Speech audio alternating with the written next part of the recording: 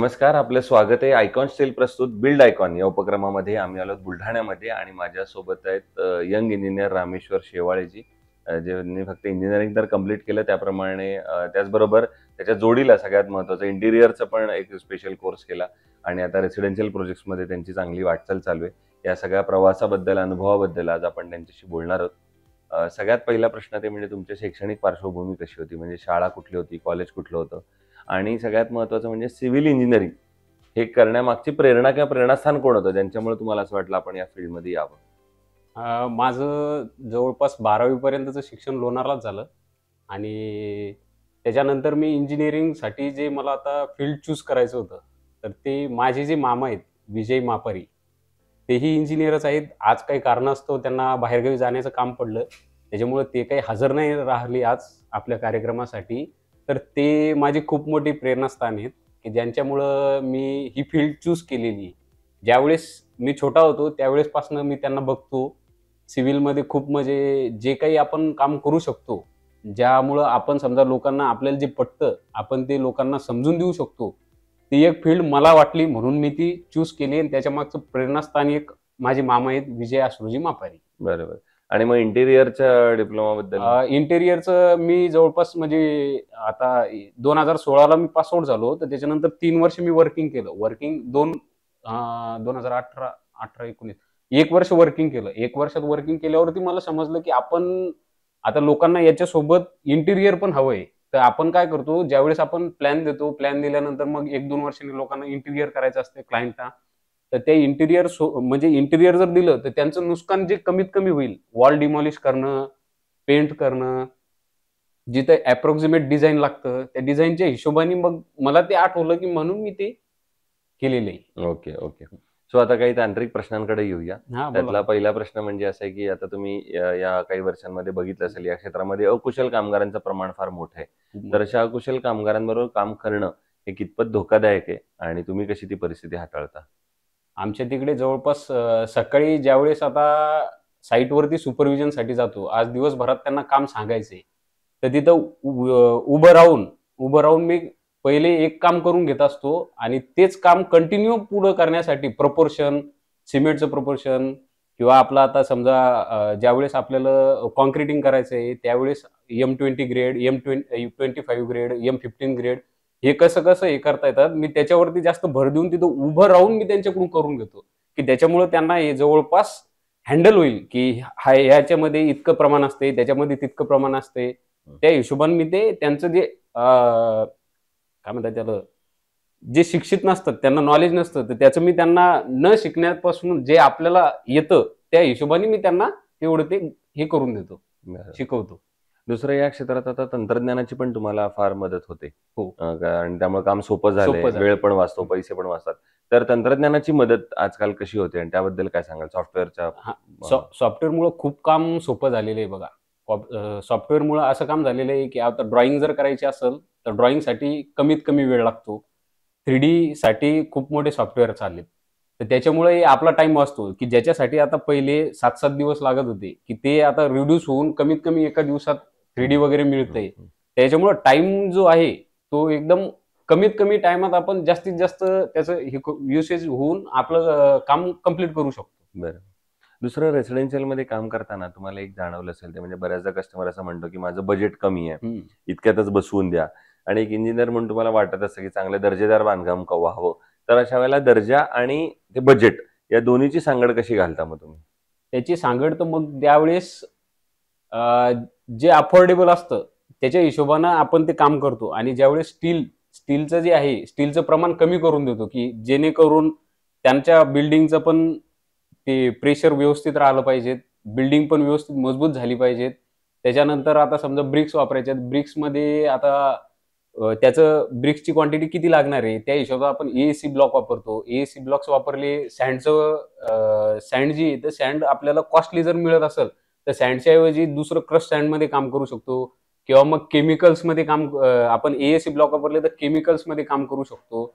अशा प्रकारे आपण त्याचं कमीत कमी जे काही होईल, त्या कमीत कमी याच्यात आपण त्याचं कॉस्टिंग कमी करू शकतो आणि त्या हिशोबानेच वर्किंग करून त्यांना कमीत कमी बजेटमध्ये घर देतो आपण. बरोबर. दुसरा पुढचा प्रश्न असा आहे, की तुम्ही तरुण पण आहात, इंजिनियर पण आहात, इथल्या मूळचे बुलढाणा जिल्ह्यातले आहेत, लोणारचे आहात तुम्ही मूळचे. तर त्यामुळे हा प्रश्न आहे तुम्हाला, की बुलढाणा जिल्ह्याचा सर्वांगीण विकास असं जर एक आपण मुद्दा मांडला, तर त्यामध्ये तुम्हाला कुठले मुद्दे दिसतात, ज्या मुद्द्यांवर आता पुढच्या 15-20 वर्षात काम करायला पाहिजे? जर तुम्हाला बुलढाणा जिल्ह्याचा एक सर्वांगीण विकास करायचा असेल, तर कुठल्या क्षेत्रांवर आता काम केलं पाहिजे? एक पर्यटन क्षेत्र. हं. जेवढं पर्यटन वाढेल, तेवढा इथलच्या लोकांना काम जास्त मिळेल. पर्यटन जर वाढत गेलं, तर तेवढ्या लोकांना काम मिळेल. काम मिळाल्यामुळं ते विकास होत राहील. त्याच्यानंतर तुमचे रोड्स ते पण डेव्हलप झाले पाहिजेत. ओके. पण आता पर्यटनात जसं तुम्ही महत्त्वाचा मुद्दा मांडलात, तर शासन काय पावलं उचलू शकतं अजून पर्यटनाला प्रोत्साहन देण्यासाठी? पर्यटनाला प्रोत्साहन देण्यासाठी शासनाने आता जे समजा आमचं लोणार आहे, तर याच्यासाठी निधी उपलब्ध करून त्याच्यासाठी व्यवस्थित व्यवस्थित मार्गाने व्यवस्थित त्याची आचरणा करून ते व्यवस्थित काम करून घेतल्या गेलेलं पाहिजे. बरोबर. त्या हिशोबानं त्याचा विकास पण होईल. नाहीतर काय होतं, की निधी येतो, हं. काम होतं आणि काम असंच होतं, निधी परत जातो. ओके. असं काम नको व्हायला. दुसरं आजवरच्या केलेल्या कामांमधला एखादा आयकॉनिक प्रोजेक्ट सांगता येईल का, की जो करताना एक वेगळं समाधान होतं, आनंद होता?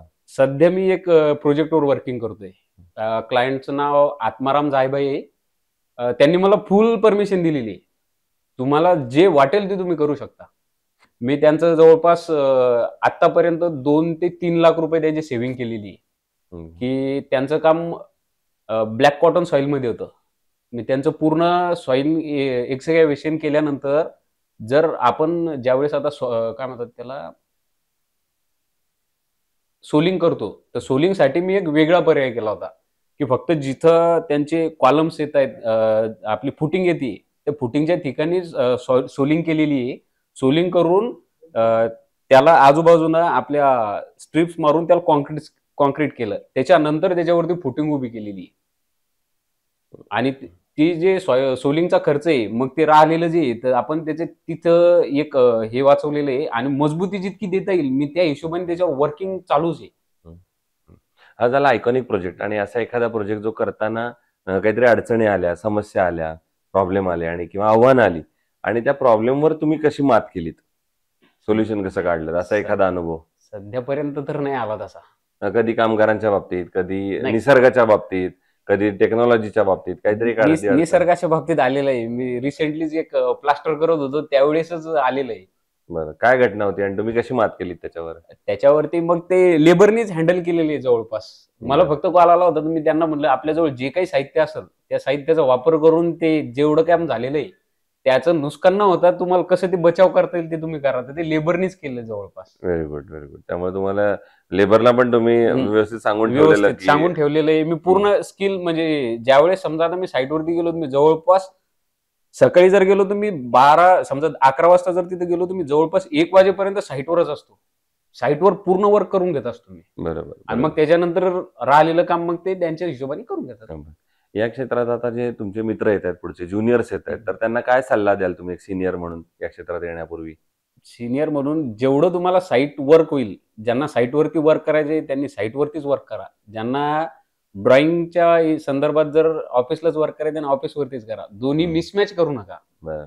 कारण याच्यात काय होतं, एक तर ड्रॉइंगवाल्याचा टाइम वेस्ट होतो. एखाद्या क्लायंटला जर आपण जर सांगितलं मी तुम्हाला 2 वाजता ड्रॉइंग देणार आहे. हं. मग काय होतं ते मिसमॅच होऊन जातं, की ज्याच्यामुळं तुमचं तिकडचंही होत नाही आणि इकडचंही होत नाही. बरोबर. त्याच्यामुळं क्लायंट पण नाराज होतात. जर समजा क्लायंट जर नाराज झाले तर इफेक्टिव्ह तुमच्या कामावर पडतो. हे सर्वात गोष्ट आणि कसं आहे क्लायंटला फेस करायचं प्रत्येक वेळेस. हे सर्वात मोठं. जर समजा आपल्याला जर सोल्युशन माहीत नसेल, तरी क्लायंटला तुम्ही सांगा, की बुवा आज नाहीये, मी तुम्हाला उद्या कळवून देतो. हं, हं. बरोबर. दुसरं कन्स्ट्रक्शनवर स्टील निवडताना तुम्ही काय पॅरामीटर्स बघता आणि ठरवता, की हे स्टील चांगलं आहे, हे वापरलं पाहिजे? स्टीलचं जर सध्या पॅरामीटर्स बघताना समजा आमच्याकडे तर काही टेक्नॉलॉजी म्हणजे आम्ही अवेलेबल नाही आहे आमच्याजवळ. पण आयकॉन जे आहे, मी आत्तापर्यंत राजुरी आणि आयकॉन हे 2च वापरलेले आहेत. राजुरी ही चांगलं आहे आणि आयकॉन हेही चांगलं आहे. आयकॉनचं जे मी वापरलेलं आहे, त्या आयकॉनची बेंडिंग जी क्वालिटी आहे, ज्यावेळेस आता ते बेंड करतात किंवा स्ट्रिप्स करतात, तर त्यावेळेस त्यांना अजिबात त्रास होत नाही. तर त्याचं जे प्रपोर्शन आहे, प्रपोर्शन जर व्यवस्थित जर असेल, स्टीलमध्ये तरच ते होऊ शकतं, नाही तर ते बेंड करताना खूप त्रास देतं. आणि आयकॉन अत्यंत उत्तम असं दर्जेदार जे आहे ते आयकॉन लोखंड आहे. वा. तेच वापरतो मी. त्यामुळे तुम्ही समाधानी आहात Icon मी बरोबर. आयकॉन वरती समाधानी आहे. आता माझा एक रिसेंट प्रोजेक्ट येतोय जवळपास 27,000 स्क्वेअर फूटचा. त्याच्यासाठी मी आत्ताच जे तुमचे डीलर आहेत त्यांच्यासोबत मी आलो. त्यांना पण ते सांगितलं की आपल्याला एक 10 ते 15 दिवसांत वर्किंग चालू करायचे. आपल्याला फक्त आयकॉन कडून येऊ दे. बस, बाकी दुसरं कोणतंही नाही. वा, क्या बात आहे. सो हे होते यंग इंजिनियर रामेश्वर शेवाळे आणि त्यांनी त्यांच्या अनुभवाबद्दल सांगितलं आणि त्यांची आजवरची कारकीर्द तर चांगली राहिलेलीच आहे, पण भविष्यात सुद्धा असेच आयकॉनिक प्रोजेक्ट तुमच्या हातून घडावेत याच आयकॉन स्टील तर्फे मनपूर्वक शुभेच्छा.